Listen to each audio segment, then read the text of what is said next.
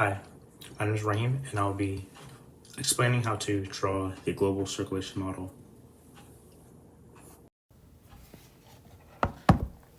To start, high insolation or incoming solar radiation at the surface of the equator or at 0 degrees latitude leads to warm air rising, causing a low pressure system. So here, at 0, warm air will rise. This air that has risen to a height that is capped by the limits of our atmosphere will diverge or move away and flow to higher latitudes greater than 0. So we can observe air flowing this way and air flowing this way. This area of low pressure just so happens to be at 30 degrees latitude. Here, air is cool enough to sink back down to the surface. So air will sink back down to the surface. With nowhere else to go, this air that has just sank down will diverge. So air can go this way, and air can go this way, air can go this way, and air can go this way. A divergence at the surface is equal to high pressure at the surface. So we can draw H here, we can draw H here. You can see a loop forming here. This is important as several other loops or cells will be formed. They do have names, but for now, let's continue to see how air flows. Let's move to the poles at both 90 degrees north and south, so you can imagine the Arctic and Antarctic. From the notes in the red rectangle, we see that cold air sinks, so we can draw an arrow showing cold air sinking at the poles.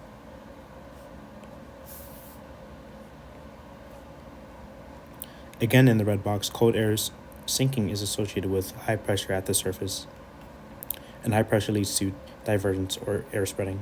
So let's draw these lines.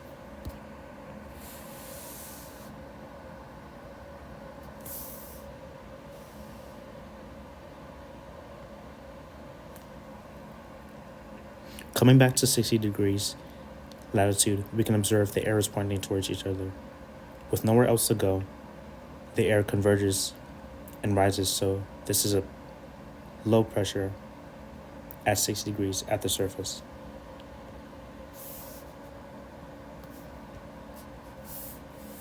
I forgot to draw H's here.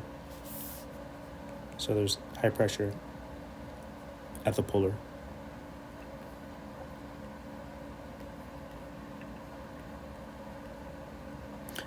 Above, the air will spread, so it converges here.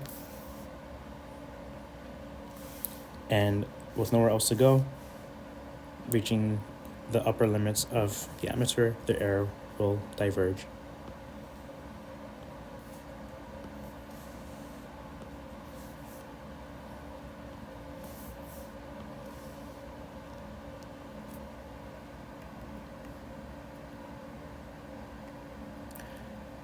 At the poles, or 90 degrees latitude, we have the polar highs.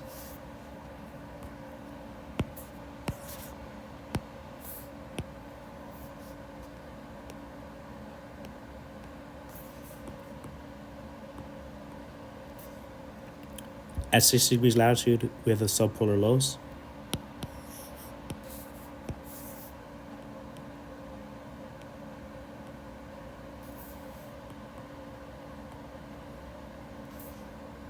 At 30 degrees latitude, we have the subtropical high.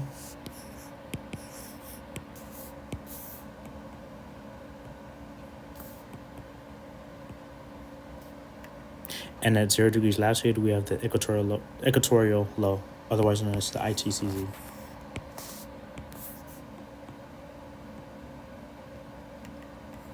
Mentioned before, we can see how the loops or cells have formed. These cells are named Hadley,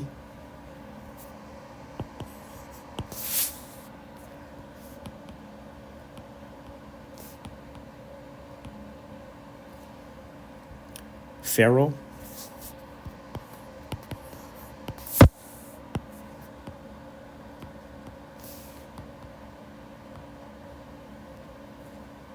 and polar cells.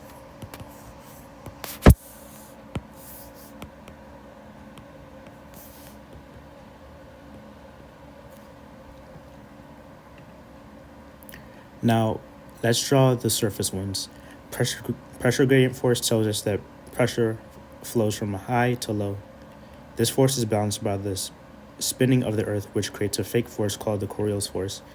This Coriolis force causes winds to deflect to the right in the northern hemisphere and to the left in the southern hemisphere. Let's start with the northern hemisphere since that's where I am. So again, winds deflect to the right in the northern hemisphere. So from high to low, this wind will deflect to the right, to the right, to the right.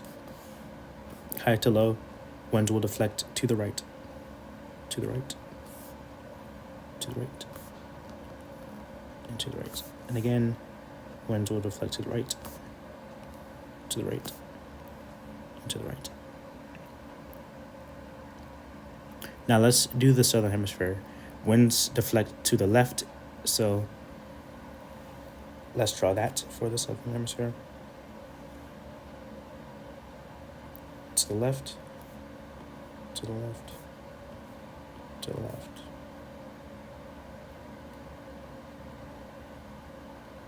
To the left, to the left, to the left, and finally to the left, to the left, to the left. Now these winds do have names. Winds that blow east to west are called easterlies.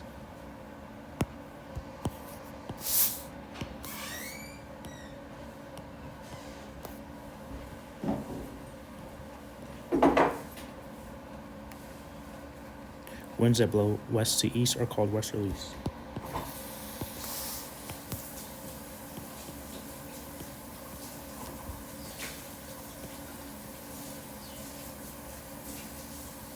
And winds at the equator are called trade winds.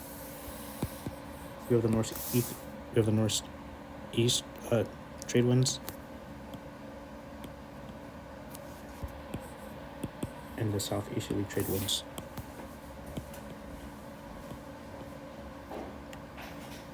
And that's how you draw the global circulation model. Thank you.